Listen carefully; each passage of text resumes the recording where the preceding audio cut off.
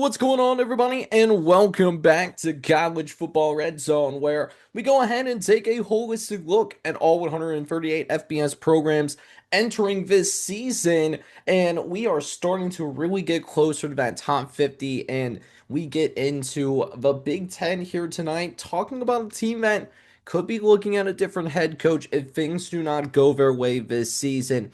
And of course, I am going to be talking about the Wisconsin Badgers in this first look, coming in as my 54th ranked team in college football entering this season. So hopefully you guys are excited for this one. And if you are, make sure you go ahead and do a couple of things for me real fast. Hit that like button as well as hit that subscribe button as well if you do happen to be brand new to the channel. And so let's go ahead and get into things here, right? The Wisconsin Badgers coming in as my 54th ranked team in college football. And I will say this about the Wisconsin Badgers. I do not blame them at all about hiring Luke Fickell, because you got to think about what Luke Fickell's background is, right? This is a Midwestern guy through and through. He understands the Midwestern footprint.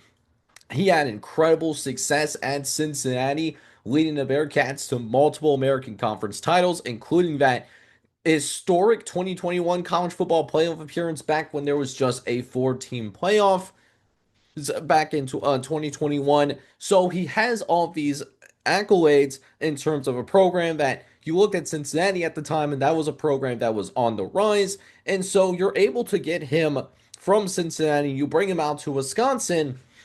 I remember a lot of the talk at the time that this was seen as a home run hire, bringing in someone in like a Luke Fickell, had an incredible amount of success at Cincinnati.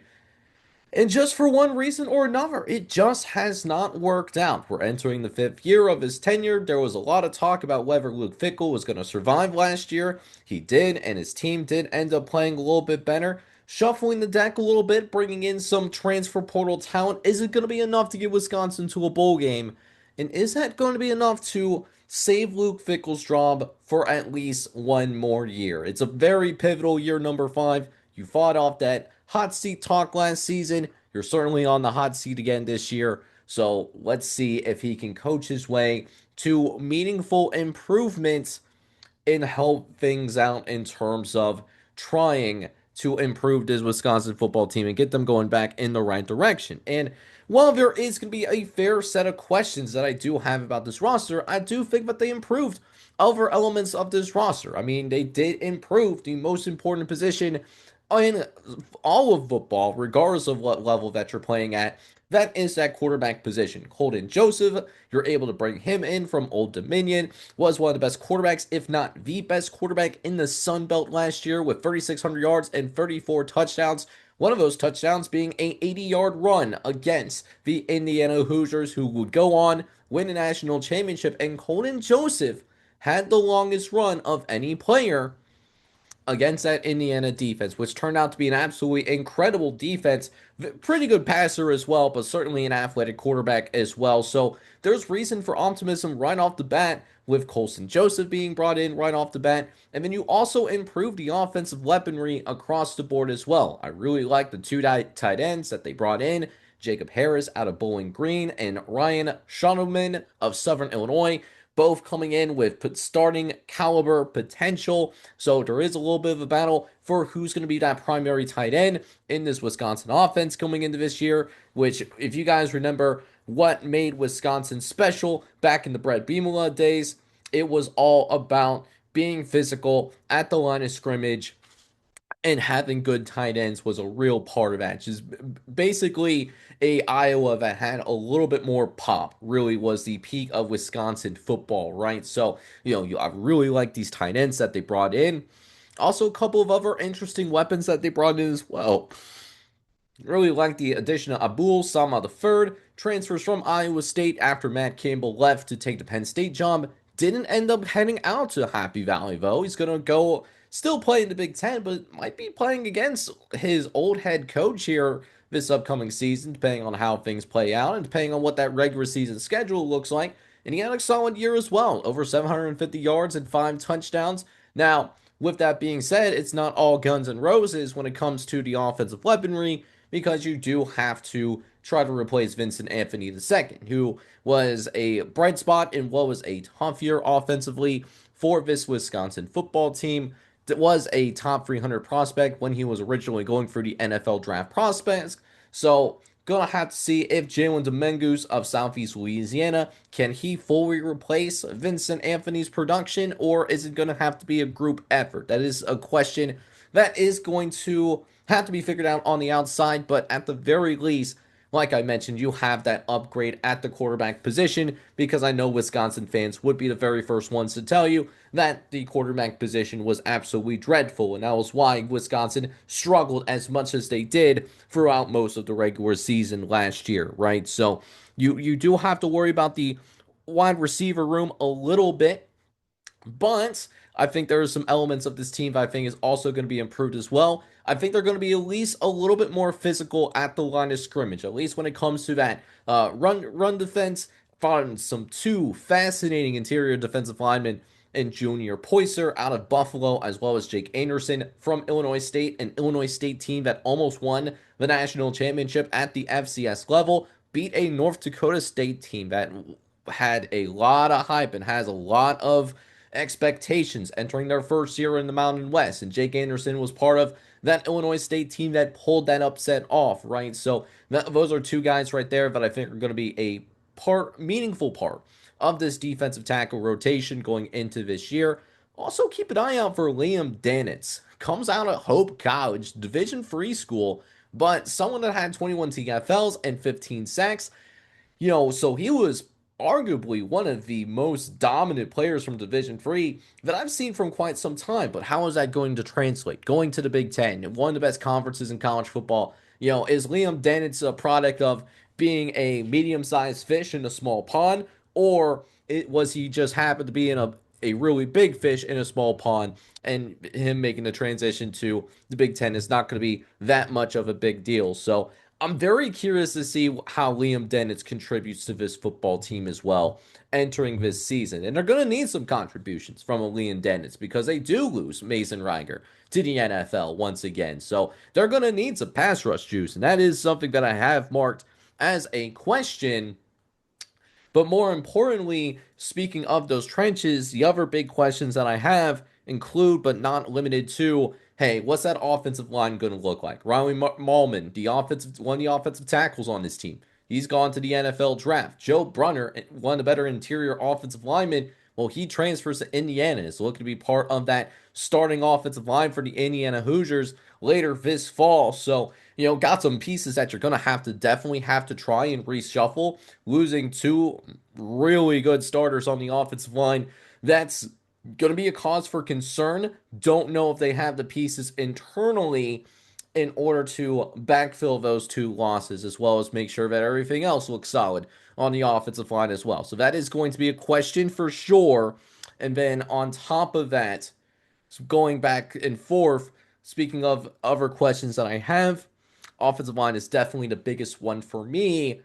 It's also what special teams going to look like. I mean, we kind of talked about this and kind of hinted at this when we did the UCF the first look earlier in this series, but they did lose Atticus Bertrams to UCF. And so while I'm not going to go too deep into Atticus Bertrams here because I did end up talking about UCF very recently, I will say that he is a starting caliber punter in the FBS. And so losing him, I mean, you could take a ding in terms of special teams. And we've seen special teams play a very meaningful role in terms of how close games do end up being decided, right? So that could be a cause for concern. But then finally, while they do end up losing Christian Allegro to Ohio State, and Christian Allegro, absolutely a tough dude for sure. Dude played with a broken arm in that Ohio State game when Wisconsin was taking the field against him. Still was making plays all over the field and was a bright spot in terms of what was a ultimate splattering against the Ohio State Buckeyes. It's going to be good for the Ohio State linebacker rotation, but you do get Mason Polsa back, third team All Big Ten linebacker. He's going to be the focal point of your defense coming into this year and bringing a little bit of continuity back to help get some of the other pieces in play.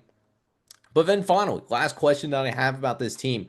Preston Zachman, safety, transfers to Indiana. He had multiple interceptions last year. So what is that secondary going to look like as well? How do they replace what Preston Zachman meant on the back end, was one of the better DBs that Wisconsin had this past season. So definitely some questions that they need to figure out, mainly on the offensive line. Well, how are they going to generate that pass rush as well, outside of maybe Liam Dannitz?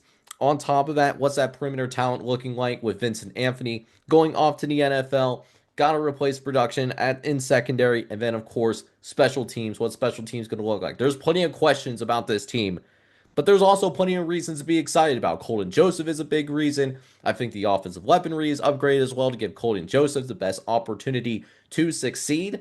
And then I actually think that the run defense, at least on the interior, is going to look promising, right? With multiple starting caliber interior defensive linemen brought in through the transfer portal as well. So there is some reason to be excited about, as well as a fair number of questions as well. And that doesn't even get into, is Luke Fickell going to be able to coach his way off of the hot seat as well? Because if Luke Fickell, if that gets triggered in the middle of the season, then things could get pretty ugly and pretty interesting very fast up there in Madison, Wisconsin. So let's go ahead, take a look at the schedule real fast.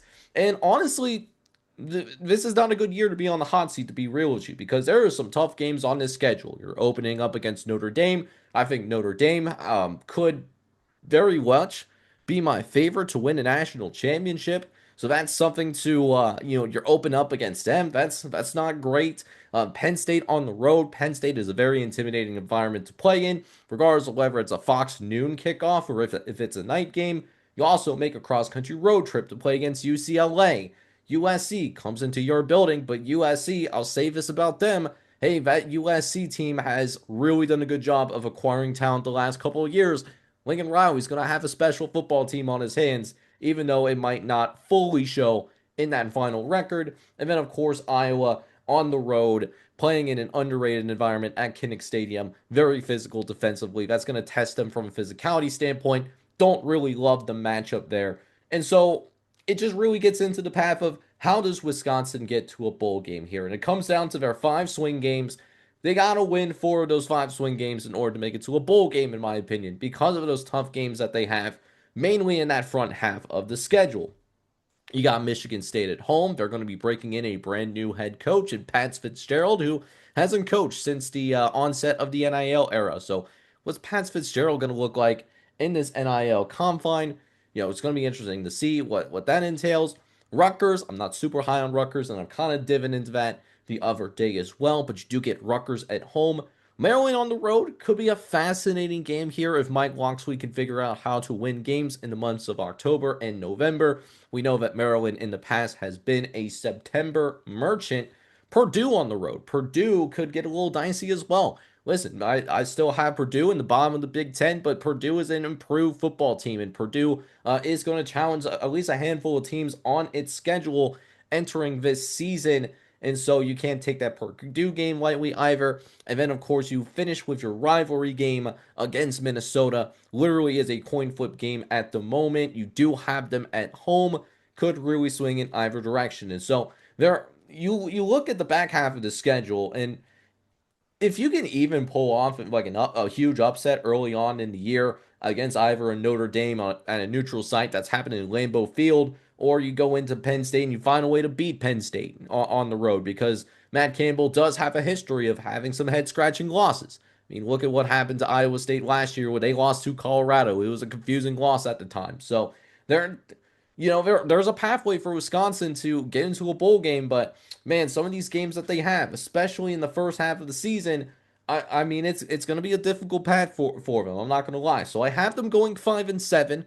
I think that they can get as high as 7-5, but if they can get to that ceiling, I mean, Luke Fickell can build off of something here and slowly get Wisconsin back to maybe what they were in the peak of the Brett Bielema days, or something, or the Paul Chryst days, right? So very curious to hear your thoughts on this. What do you think about Wisconsin football? Again, I have them ranked as the 54th ranked team in college football, so definitely let me know if I'm a little too high or a little bit too low on these guys. And if you enjoyed this video and you've been enjoying the First Look series, go ahead and do a couple of things for me as well. Make sure you go ahead and hit that like button, as well as hit that subscribe button as well if you do happen to be brand new to the channel. This is Jake of College Football Red Zone signing off.